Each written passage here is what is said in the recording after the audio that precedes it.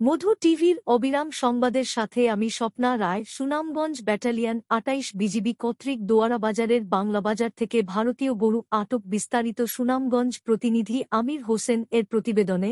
Sunamganj battalion ২৮ BGB এর দায়িত্বপূর্ণ সীমান্ত এলাকার দোয়ারাবাজার উপজেলাধীন ১ নং বাংলাবাজার ইউনিয়নে মালিকবিহীন অবস্থায় অদ্য ১৫ মার্চ ২০২৫ তারিখ ১:৪০ ও ৩ ঘটিকায় পেকপাড়া বিওপি কর্তৃক সীমান্ত পিলার ১২29/৭ ও ১২29 এমপি হতে আনুমানিক ২০০ গজ বাংলাদেশের অভ্যন্তরে পশ্চিম পেকপাড়া ও মোকামছড়া নামক স্থান হতে মোট ৬টি ভারতীয় গরু আটক করে, যার আনুমানিক সিজার মূল্য ৪,৮০,০০০ টাকা এবং দোয়ারাবাজার উপজেলাধীন ১ নং বাংলাবাজার ইউনিয়নে মালিকবিহীন অদ্য ১৫ মার্চ ২০২৫ তারিখ ৩ ঘটিকায় বাঁশতলা বিওপি কর্তৃক সীমান্ত পিলার ১০৩০/১ হতে আনুমানিক ৫ গজ বাংলাদেশের অভ্যন্তরে ইসলামপুর নামক স্থান হতে ২টি ভারতীয় গরু আটক করে, যার আনুমানিক সিজার মূল্য ১,৩০,০০০ টাকা।